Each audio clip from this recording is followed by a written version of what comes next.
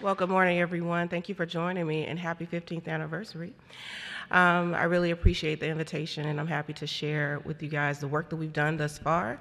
But I'm going to spend a little time this morning also giving you some insight about a larger project that was just funded called the Cancer Grand Challenge of Cancer Inequities. I have no disclosures, by the way. So today what I'm going to try and convey to you as we uncover what the challenge is and why it's so grand are the limitations, the revelations, and applications of how we use, for instance, genetic ancestry, and sort of try to unravel the implications of how race-associated gene expression and patterns that we've seen and observed over the last, 15 years links with racism, okay, so structural racism and how that can translate into the biology that we've been observing. So meet Team SAMBI. SAMBI stands for Societal Ancestry and Molecular Biology Analysis of Inequities. So this year, if you're not familiar with the Cancer Grand Challenge mechanism, it's co-sponsored by the Cancer Research UK and the National Institutes of Health through the National Cancer Institute. This was the first year that the Cancer Grand Challenge issued a challenge in cancer inequities. So basically, we have 5 different work packages. I'm going to spend most of my time today talking about the genomics work package, which we call Package 3. But the base of the work is social determinants. We'll measure exposures, of course, the genomics, and some tumor immunology, and I'll get into exactly why that's important in this concept. And then lastly, I'm going to end with our patient involvement work package. So let's start by what the problem is that we're focused on. We know that there are disparities in prostate, breast, and pancreatic cancer emerging in the United States, but also worldwide. Now, when we think about disparities, specifically in the United States, there are a couple of, let's say observations if we look at the national statistics, okay? So here on the left side of the screen, what I'm showing you are SEER data, and this is the mortality rate over several decades. The blues represent the Black population, so light and dark blue, and the purples represent the US white population. So as I mentioned, we know that the disparity rate between black and white prostate cancer patients as well as breast cancer patients exists to this day. But what's interesting is most of the disparities that we know that are associated with race have typically been associated with socioeconomic status. So for instance, here in the map of the United States, what I'm showing you county by county is a percentage of poverty in each one of these counties. Now, later on, you're going to see a map of the United States that shows the density of the population that is Black in the United States. And unfortunately, particularly here in the Southeast, what we see is a large correlation with where our minoritized populations live and low socioeconomic status. So for quite some time, the disparities that we're seeing in these populations was attributed to, for instance, the barriers that come with low socioeconomic status. So not having access to wellness care, prevention and screening, and then also not having the appropriate health care for treatment of cancer. However, if you look at, for instance, the different shades of blues and purples, what we've broken out here is whether or not these patients live in an affluent or an impoverished county. And unfortunately, what this tells us is that even in the Black population that lives in affluence, because this is a very heterogeneous population in the United States, the Black population that lives in affluence still has a higher mortality rate than the white population that lives in poverty. So that tells us that it's not a matter of socioeconomic status, but that there's something else associated with race that is driving the disparity. So what are the factors that cause disparity? Epidemiological studies over the last several decades have really been able to unravel the fact that this is a truly multifaceted problem. Okay, so socioeconomic status is only one small piece of the pie. If we think about the society that people live in, so their psychosocial health is important, right? But we also know that there are aspects of tumor biology that are also different across these populations. So if we take, for instance, all of the mediating factors that are driving the racial disparities in breast cancer, what we see is that tumor characteristics actually plays a significant influential factor, Now, what are those tumor characteristics? The first thing that is diagnosed when a patient, or I should say distinguished in the tumor when a patient is diagnosed with breast cancer, is whether or not the tumor is hormone receptor positive. And the hormone receptors that we're interested in are progesterone, estrogen, and HER2. So this category of the triple negative breast cancer, which means simply as a exclusion criteria that none of those receptors are expressed in the tumor, that is the subtype that is most likely going to be a Black patient who has that diagnosis. So we see it twice as likely in the Black population and in the white population.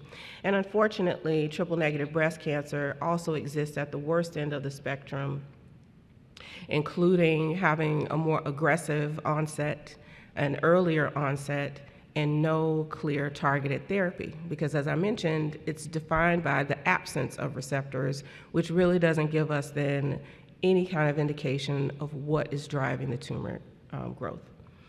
So myself and others, and I'm highlighting Dr. Clayton Yates, who has been my long-term research partner. At the time we first started working together, he was a faculty at Tuskegee University while I was at the University of Georgia. Now, I point that out because at the time when I had my first faculty appointment, which was a while ago, I'm not going to tell you how long, but you know, it was really difficult to do this research because we were observing in our communities things that, well, the general cancer field wasn't necessarily aware of, that the patients who were dying of breast and prostate cancer were really young, okay, very young, and not having a lot of family history information, and I'll come back to that. And so we decided to try and, you know, dive more deeply into it. What could be different about triple negative breast cancer in the Black population than the white population? Now, I must say we have other evidence that shows that the outcome of triple negative breast cancer is very different in Black women than in white women.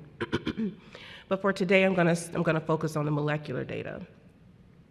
So the first thing we did, because we didn't have, you know, RO and funding at the time, was to reanalyze public data.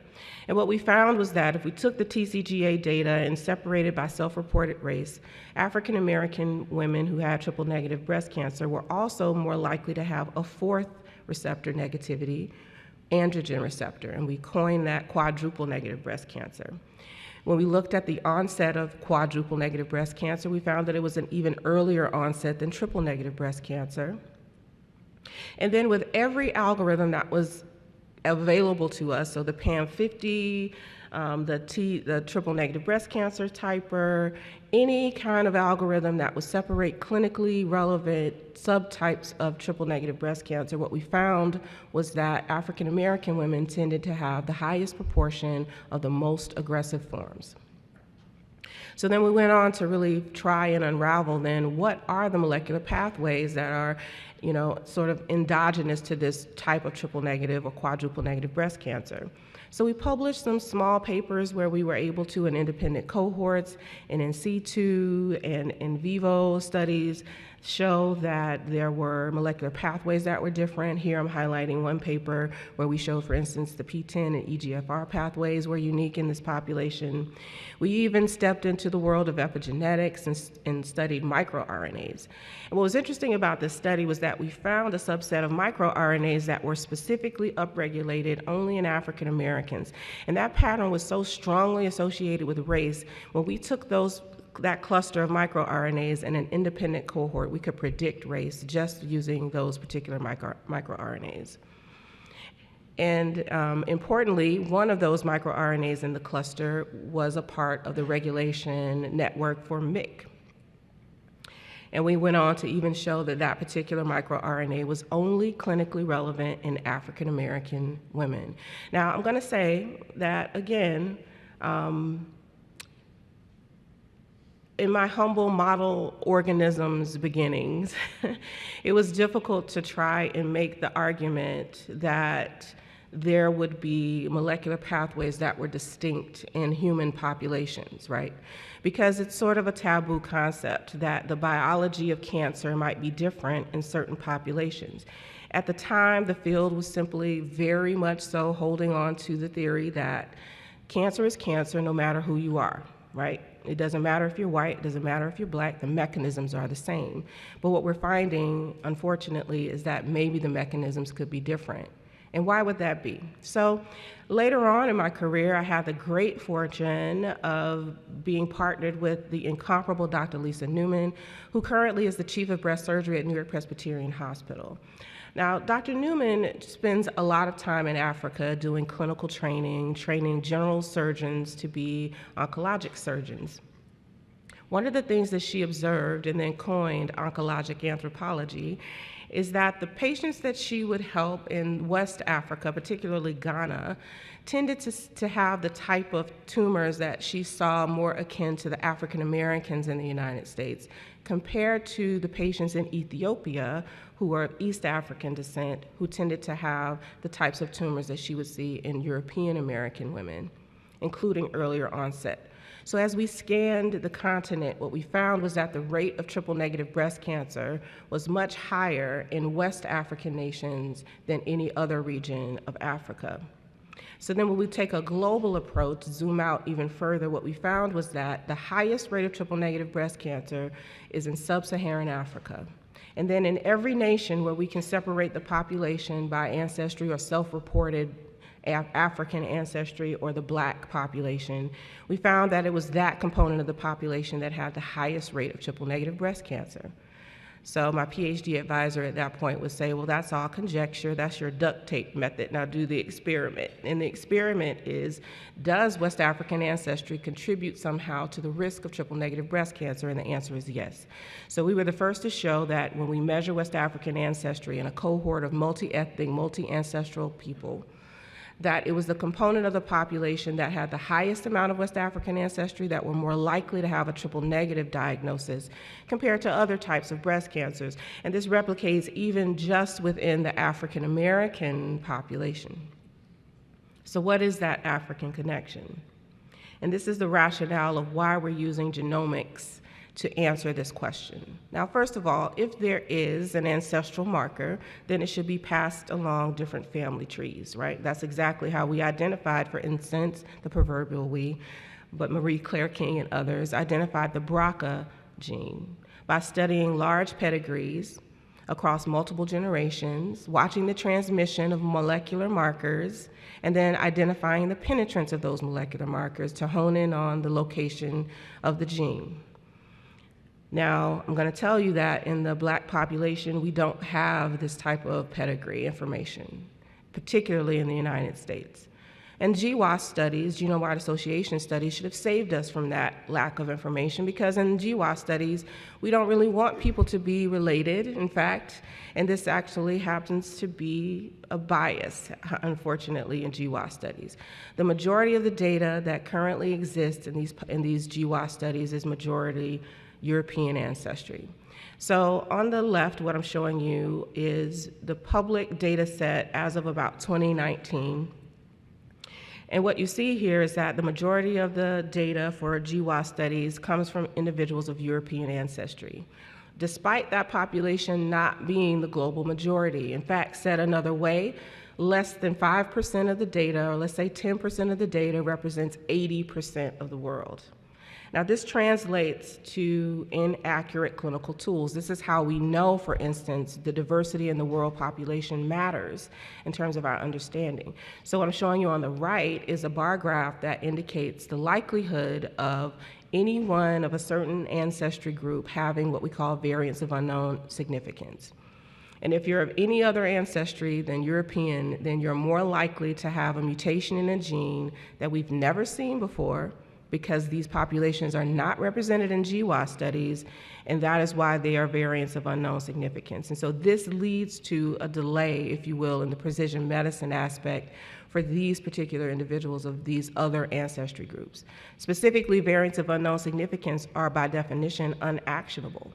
And so if we knew, for instance, that these mutations in known cancer genes, again, were pathogenic, then there should be an arm of the healthcare system that opens up to these patients. But instead, they're just reported to have a mutation that we've never seen before, and so we're not quite sure whether or not you're at risk or not. And imagine the stress of having that type of information.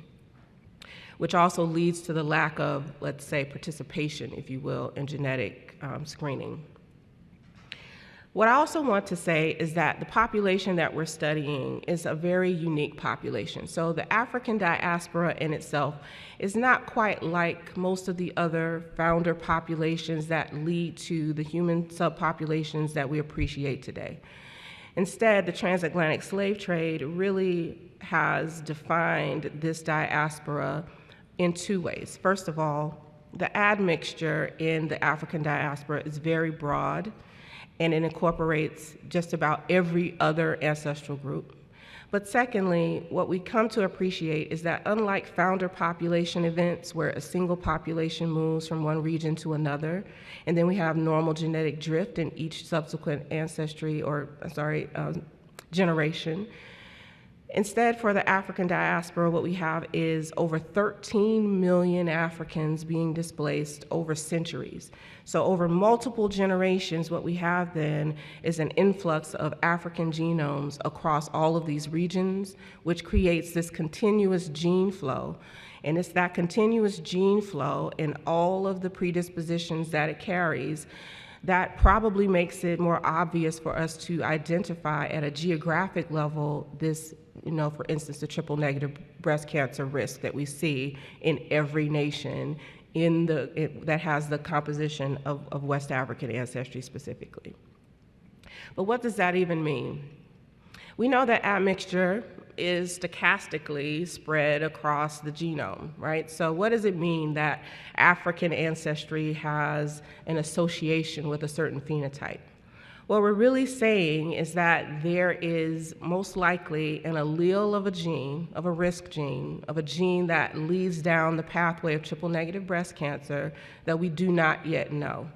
And having the higher likelihood of ancestry of West African descent simply means then that you have a higher likelihood of carrying that particular version of this gene that we cannot yet find. And so if we have what we call applied African haplotyping in an admixed population, what we should be able to start uncovering is the presence of ancestry at a certain region in the genome that would allow us to hone in on what that particular gene is. Now, I put this slide up here for another reason. Mostly, we're starting to see the application of genetic ancestry in these molecular genetic studies, but instead of using the ancestry in this way, typically studies will just measure ancestry, set an arbitrary threshold, and then put people in boxes that aren't self-reported, but now quantified based on their ancestry. And I'm guilty of that as well. I mean, once you learn more, you do better, right? But in that instance, what happens is, say for instance, if each one of these chromosomes represents a patient, and the percentage represents their global ancestry, then the person who has that 10% African ancestry in their background would have been put in the comparator group of being non-African ancestry. However, that little slice of African ancestry still harbors the allele that we're looking for. And admixture does exist outside of the self-identified African groups. And so what we're trying to do is make sure that when we are recruiting our population, we're very intentional about where we are including patients. So of course we have representation from the Black Belt of the Southeast United States, but we also have population recruitment in pockets of what we call chocolate cities, so Detroit, New York City, Chicago, hopefully one day. And then we also harness and leverage the very diverse population in New York City. And I have on top of that map of New York City, the P1000 cohort. Now I just want to take a moment here to point out that there is a debate currently going on across many of our scientific circles where we are trying to decide amongst ourselves, if you will, what type of descriptor is the appropriate label that you give this very eclectic population.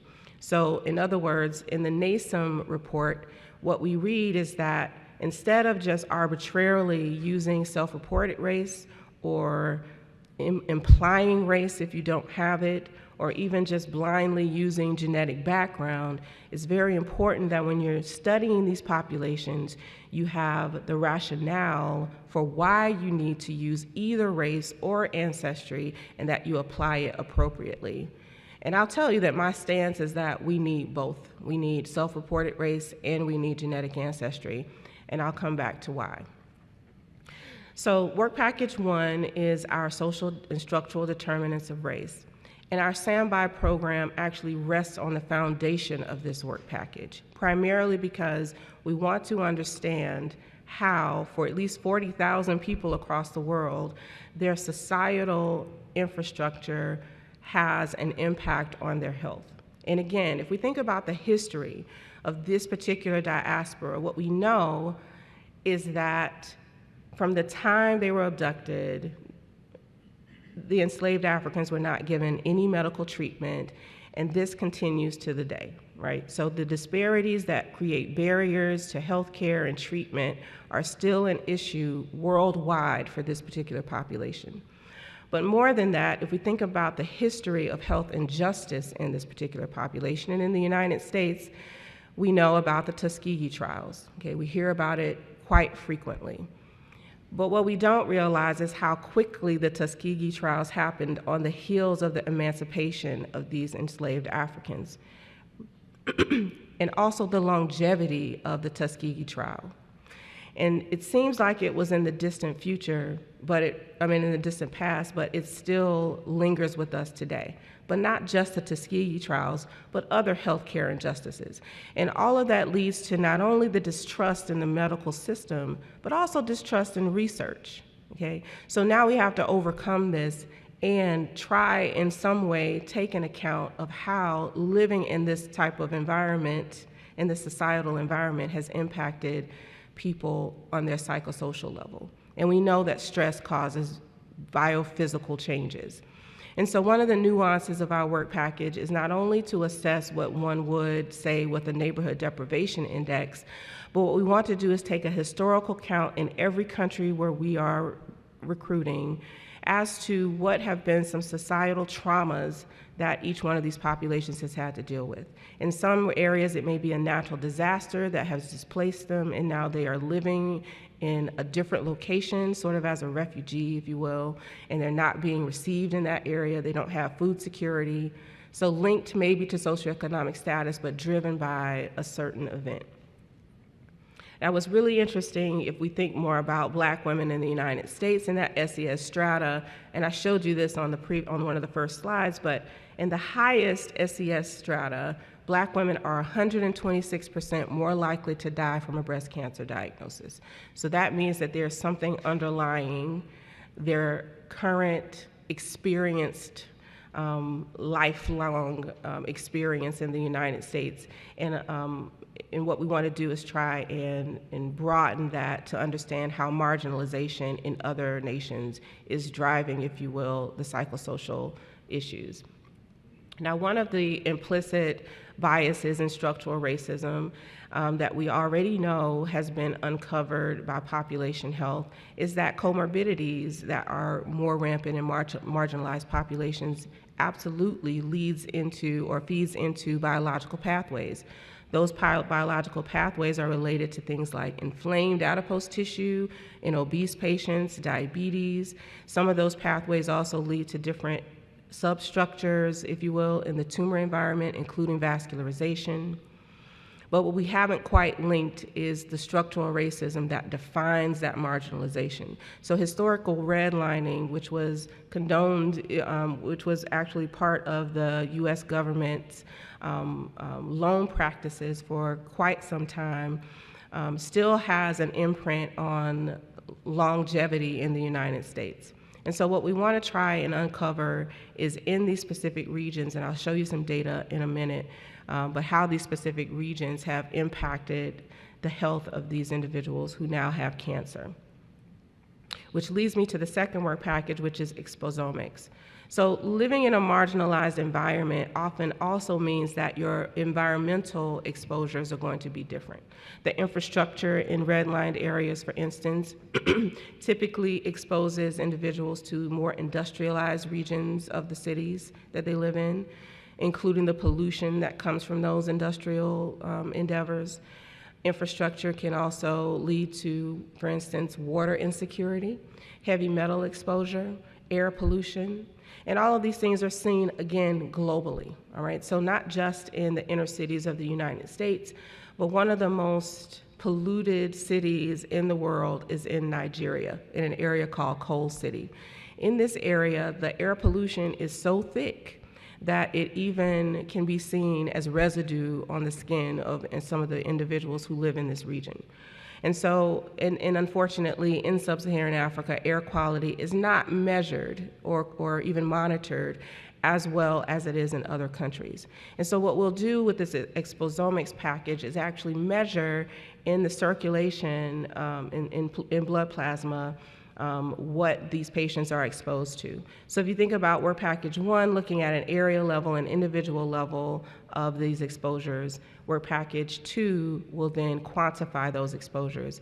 And Dr. Gary Miller, who's leading this work package, has already identified race-specific particulates that tend to be more prevalent in people of marginalized race groups. In our genomics work package, we'll do the germline whole genome sequencing of the baseline 40,000 patients and then move on to take about 10% of those breast cancer and prostate and pancreatic cancer patients onto tumor genomics using long read and short read technology. Now, of course, one of the things we want to do is more carefully measure genetic ancestry, so we'll have localized ancestry. One of the goals is to reclassify variants of unknown significance because we'll have a large population with which to show the clinical relevance of these variants. But what we'll also be able to do is, what I like to say is all of the things. So we hope to, by having long read technology, not only identify some of the copy number variations, but complex structural variants that also could be playing a role in the composition and therefore, let's say, penetrance or weight of risk for some of these unknown variants of significance. And maybe why we see, for instance, differences in polygenic risk scores across these populations. But what will be really interesting and what I'm looking forward to is linking the exposure data and the social determinants of health data to the somatic mutational signatures to try and link what some of these exposures, as we quantify them in the patients, that might be driving the molecular genetic patterns that we see in the somatic tissue of these patients. That could, for instance, help us uncover why we see more aggressive phenotypes. One of the goals, since we are invested in ensuring we have representation of populations that have been underrepresented, is to create our own African pangenome. So we would like to have unique reference genomes to do these alignments.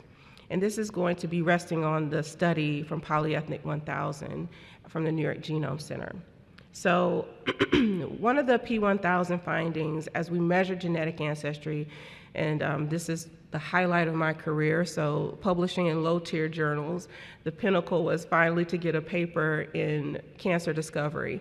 And I like to joke, if you get a gift from me in the next decade, it'll be wrapped in the cover of Cancer Discovery, because we actually made the cover that year. And I gotta tell you, again, a lifelong dream.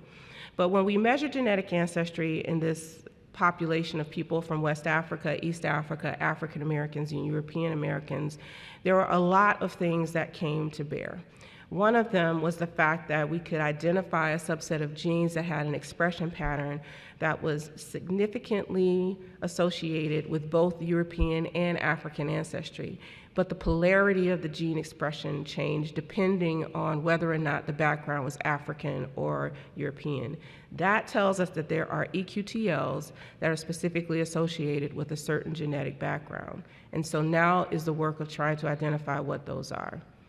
But what I want to point out is that even before this cancer discovery paper, when we only used self-reported race, we were able to see these distinct expression patterns in triple-negative breast cancer that allowed us to even separate the population by race. But when we strip away race and only use ancestry, that dichotomy becomes much clearer. So clear that we were even able to separate the European Americans by the admixture in their background. So this tells us that the ancestral measurements that we make in the background of these patients does harbor some gene regulation that we have not yet uncovered. What's in progress right now in the somatic analysis is that ancestry is also associated with somatic mutational signatures. I'm only going to point out one here, which is that signature 1, which is the aging signature, is more prevalent in the patients who had the highest amount of West African ancestry. And what's interesting about that is that these individuals are also younger. So they have an aging signature, but they're of younger age. And this corresponds to what we also know in this population as weathering or premature genomic aging, which has been shown with other markers. I want to tell you a quick story about the ANCL1 gene. So there is a known allele of ANCL1 that has been uncovered in GWAS studies, but the allele was shown to be a protective allele. But the alternate version of the gene, which was so the G allele is mostly in European ancestral background. The version or the alternate allele, which is a T allele, is what we would find more prevalent in people who are of African ancestry. When we modeled the difference between the G versus the T allele, we found that there was this huge difference in the protein structure, which you would expect. Biochemistry 101 tells us if you put a tryptophan in anything, it's going to ablate the structure. But interesting, what we found is that depending on whether or not you were black or white, and so then by sort of proxy having the G or T allele, it would change the clinical outcome of the patient. So at the bottom, what I'm showing you are Kaplan-Meier curves. The one to the far right, which is panel G, shows that if you have high expression, but you're of European versus African background, that the European ancestral patients who have high expression have a better survival. So this gives us a clue that potentially the gene might be operating differently. Now, the gene is actually a LIM3 ortholog, which typically helps us to resolve chromatin bridges.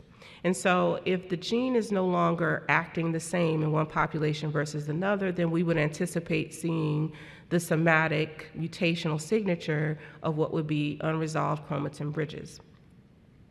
And what we see as we look across our multi-ethnic cohort is that people who have the T allele are more likely to have an enrichment of two specific signatures, signature 5, and I believe that's 16. I should have this memorized by now. And when we look at where those particular mutations lie in the clustering of these somatic tissue, of these somatic mutational signatures, what we see is that those particular signatures were more associated in the concept of building the cosmic signatures in types of cancers related to toxin exposure, so bladder cancer, stomach cancer, so on and so forth. And then now if we look at the mutational burden of where our breast cancer patients lie in the context of all the other types of cancers, instead of clustering with the breast cancer group shown here, it clusters with stomach cancer, bladder cancer, so on and so forth. So this tells us that potentially the mutational signature that is in the tumors of people who are of a certain race could be reflecting their exposures, and this is something that we need to incorporate in our clinical assessments. There are no big stories yet if we look at just the mutational patterns or across the mutational landscape, except that the P53 mutations that we see tend to be activating mutations. And what we have shown in previous studies is that the P53 pathway is activated in the tumors of people who are African American. And we've seen this not only in breast, but also prostate cancer. So this upregulation of P53 is something that we've started to model in organoids that were derived from West African patients. And I'm just giving you an example here of one of the papers that we recently published. And so what does this mean? It means that the canonical P53 pathway doesn't necessarily act the same or have the same outcome in the tumors of people who are of African ancestry.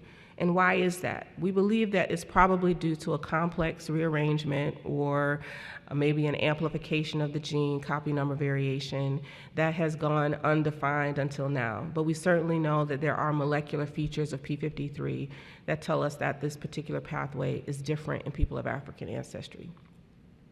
So what I've told you so far are some key findings that are both reproducible and potentially actionable.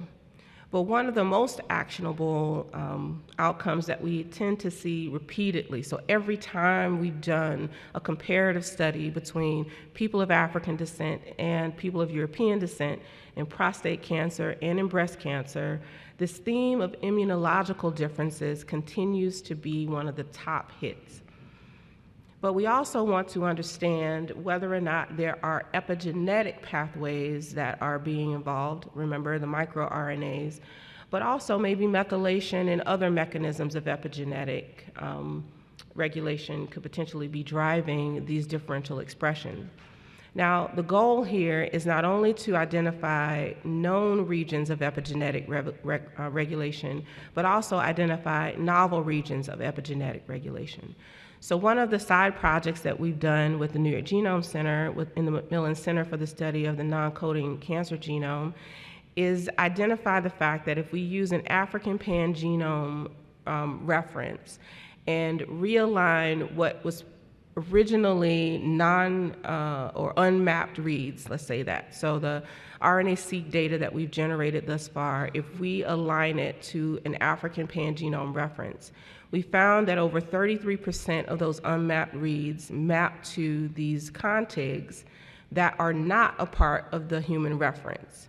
We also have identified in about 11,000 of those contigs new CPG islands that are linked to some of those mapped RNA-seq reads. And so what does that all mean together? It means that there are regions of the genome that are not in the human reference, that have never been interrogated, therefore, that have the potential to be epigenetic regulation regions, but also that have expressed sequences. And so this could be, for instance, the extension of known genes or other genes that still to this day have not been analyzed in any genomic study, but that we clearly know are relevant, at least in our cohort of people of African descent.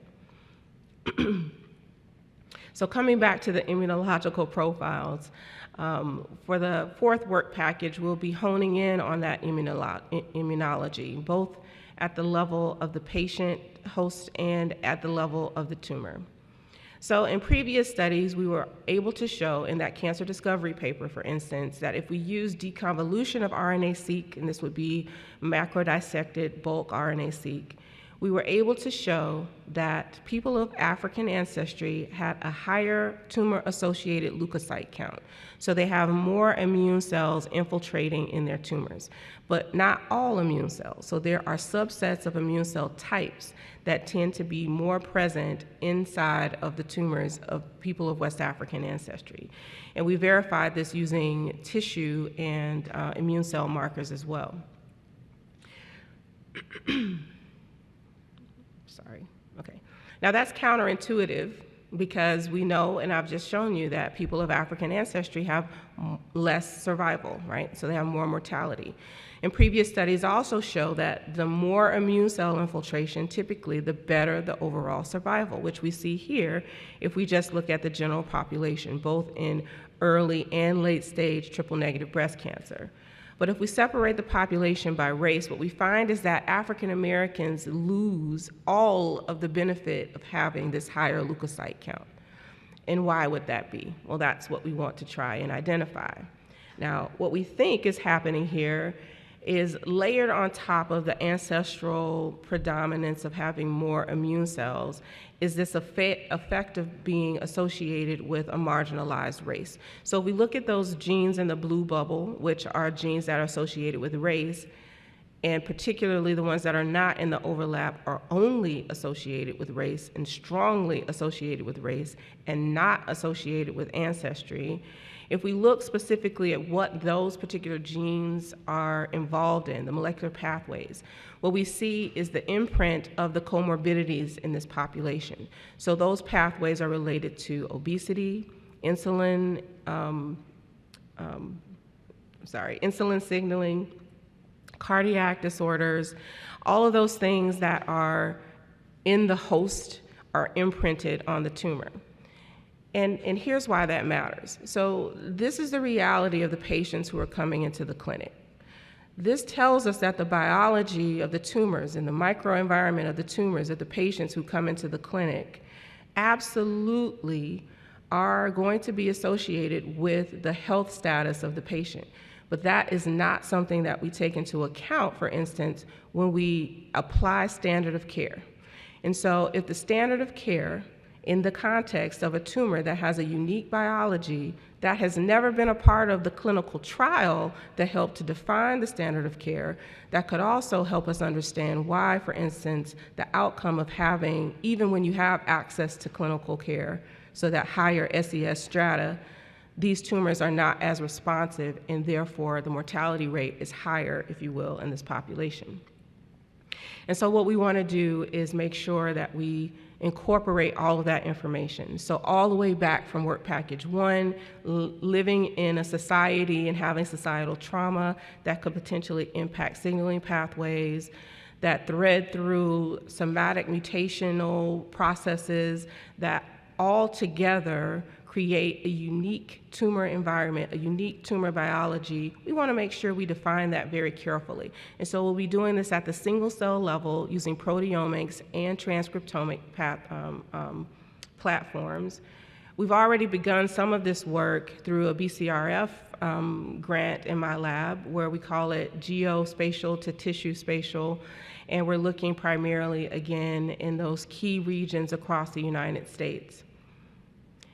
And this integrated data is really the most exciting part of our Standby project, and I'll give you a couple of snapshots of what this will eventually look like. So here I'm just showing you 2 cities, Detroit and New York City, and you can see sort of in the background where the historical redlining exists, and then each dot represents a patient. The colors right now only represent the type of data that we've already generated, including imaging mass cytometry, whole genome sequencing, and transcriptomics, as well as circulating biomarkers. And what we hope we'll be able to unravel is, for instance, how living in a certain geographic space and that information we already have from epidemiology, including food deserts and exposures, can be at a geographic level defined more succinctly, even in the tumor. And we hope to do this at a global level. So to date, what we have already shown is that food insecurities can lead to an inflamed index because of the different dietary patterns. So a pro-inflammatory diet is what we typically see in marginalized patients, which would lead to the inflammation.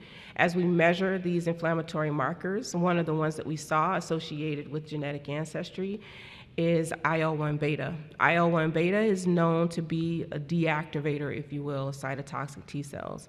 And this is absolutely something that we've seen associated with genetic ancestry, and particularly the allele of a gene called DARK. And if you invite me back, I'll tell you about the dark side of breast cancer. But one of the things that we are really hoping to show at a global level is how having a specific genetic allele of African ancestry can lead to the deregulation of inflammation of these patients who are in an environment that actually perpetuates that inflammation. I want to close and leave a little time, at least 10 minutes, for questions. But I would be remiss if I didn't talk to you about our final work package, which apparently we made a little history with the Cancer Grand Challenge, because instead of just having a single patient advocate, or maybe 2 or 3, I actually wanted a subset of our team to be involved in all of the studies that we're doing. So we call this our patient involvement package. It's led by Ricky Fairley, who is a powerhouse and a ball of energy. She's a 12-year triple-negative breast cancer survivor. And their goals and her team will be to establish a network across our standby cohorts across all of them. So that's in Africa, in the UK, and in the United States. And the goal here is the translation of information directly into the communities in real time. So we have patient advocates that are embedded in each one of the work packages. So for instance, as we identify the psychosocial risks in work package 1, we'll disseminate that right back to the communities. As we identify exposures in work package 2, we'll disseminate that right back into the communities. And most importantly, this team is in front of us. So we flip the power structure so that instead of the untrusted, mistrusted leaders of the scientific study coming into the community, it is the patients who we hope to help who will be the first line going into the communities, doing a needs assessment, who will then come and tell us, well, this community is really concerned about maybe it's a toxic exposure, maybe it's something in their healthcare system, but we'll be able to address what their needs are before we ever do the first experiment, and I think that's going to be very important. The standby study right now, again, is focused on the African diaspora, but if we do this right, what we'll be able to give to the world is a platform by which you can lift our lens from the African diaspora into any subpopulation, studying whatever those disparities might be. And with that, I want to give a special thank you to and acknowledgement to my funders and my team worldwide. Thank you for your attention.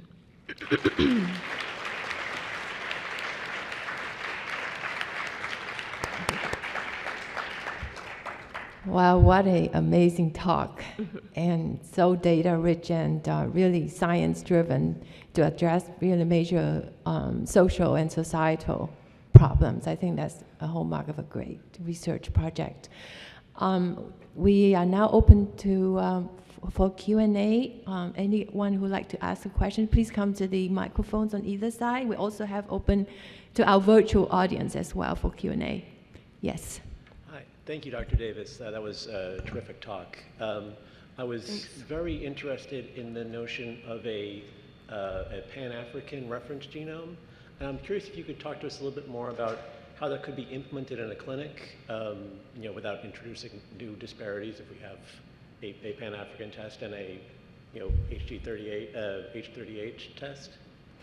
Okay, so I'm going to repeat what you said because I couldn't quite hear the one part of your question, but you're asking what is the clinical, relevance or application of a pangenome reference? The relevance I thought was clear, but how could it be implemented? So if we're in the clinic, doing NGS tests, for instance. Right, so for instance, we're doing that benchmark right now. So for instance, if we produce genome references that are specific to a certain genetic background for a patient, what we've started to uncover is that it absolutely matters if you're aligning to the human reference versus one of these particular references. So for instance, one of the things we see right now using the HG38 is the bias of tumor mutation burden that seems to be specific to a certain subgroup.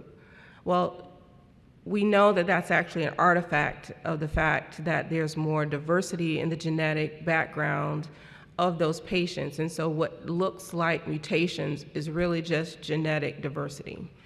And so if we can somehow, for lack of a better word, normalize the genetic diversity by aligning to a genetic background that is more appropriate or accurate, for a particular patient. And I guess the way I might apply it is by having a catalog, if you will, of genetic ancestral reference genomes. And one could, for instance, identify, which patient group this particular patient belongs to, and then make sure that the reference for your panel is on the background of that particular genetic ancestry. Now, of course, it's going to be more complicated than just global ancestry, and we'll work that out. But I think that would be that would be the clinical application, is to have a catalog of how you might run the alignment to call a mutation. I hope that answers your question. It surely does. Thank you. Thank you. Yes. Thank you. It was an amazing talk. Okay, Thank you so much for that. I was intrigued by, in one of your earliest slides, you were showing the disparities between African American women, high and low SES, and white women. And it looked like when the curve began in the 1970s, these curves were not very far apart. Exactly. And then things got worse and worse, and I'm wondering what you think went on. Yeah. I didn't plant her in the audience, but thank you for that question. So you're right. Prior to the early 90s, it didn't matter if you were black or white. You had the same opportunity to survive a breast cancer diagnosis. What happened in the early 90s was the advent of endocrine-targeted therapies. And what happened after that became standard of care is a stark decline in mortality, specifically in the white population. But if you look at that curve in the black population, for the next 20 years, the rate of mortality stayed the same. And so that's what started to emerge the disparity. In subsequent years, you do start to see a decline now in the black population, but it was that initial advent of endocrine-targeted therapies and other advents in, for instance, screening and mammography that didn't quite translate. So it's sort of a delay, if you will, of the precision and the technology into the marginalized group that started the disparity. But thank you for that question. Thank you. For each of your projects, did you need to have like patient advocates or from that population to help either disseminate your information or help with framing what you wanted to do for each of the projects?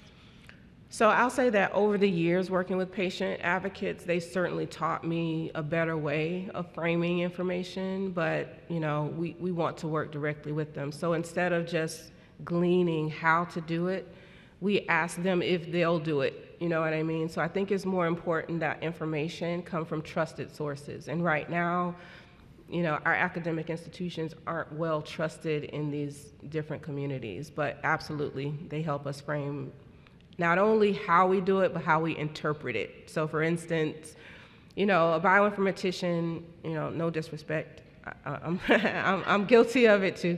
You know, we sit behind our computers and we link to a database and then we run a model and then we say, oh, look, I found a genetic ancestry association with education. It's like, nope, no, you didn't. You know, you think you did because that's what your numbers are showing, but if we get really deeply into what's going on in the community, you'll find that that's just a correlation, but not really an association. So that's what the patients help us to sort of red flag when we have these incorrect assumptions that we're making about our data. Thank you. I have a question about the tumor microenvironment. I noticed that you had higher CD3 positive T cells in association with African ancestry or self-report African American. Do you know if those T cells are senescent, anergic, exhausted, and what would be or if you have an idea of what the biggest determinant or explanation for why that observation is there? Yep. So, excuse me, that's the dark side of breast cancer. So yes, we actually do see that there is more CTLA4, more PD-L1, more PD-1 associated in those tumors. So yes, they're more exhausted, absolutely. And we see that with using imaging mass cytometry data, but we've only been able to do it in a small set. So as we expand, we'll dig more deeply into that. And we believe that it may be due to, like I mentioned, circulating chronic inflammation in these patients, even maybe before they got a cancer diagnosis. Yeah. Thank you. Thank you. Hi, Dr. Davis. Thank you very much for your talk. I really enjoyed it. I'm very interesting to know that when you are sort of segmenting or bringing together the African diaspora, how well have you segmented, say, the groups from the West Indies or South America? Because my concept of an African American, I'm a Barbadian, so I'm an immigrant.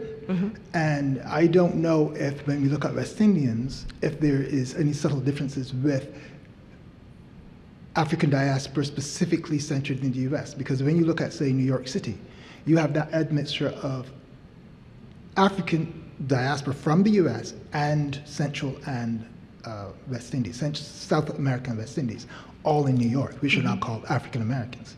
So does that change or affect how you look at the data?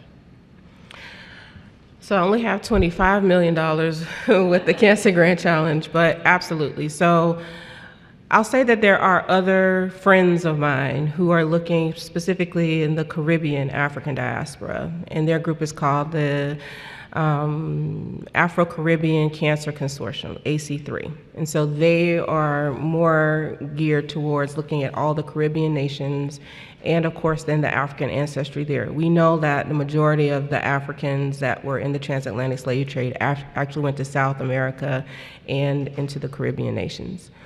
However, I will say that in New York in particular, what we do try to retain and preserve is the ethnicity. So you're absolutely right. Whether you're first generation, second generation immigrant, if you're from Africa living in the United States, we try to capture all of that in the social determinants work package. I don't know that we'll have the numbers necessary to identify unique either markers or even factors that would impact those populations, but what we hope to do is partner with some of our colleagues who are more, specialized in those populations, but you're absolutely right. There are unique, aspects to each one of those. Thank you for that question. Great. Thank you. This concludes our keynote session for this morning, and really thank you again to Dr. Davis for such a wonderful talk and to the questions.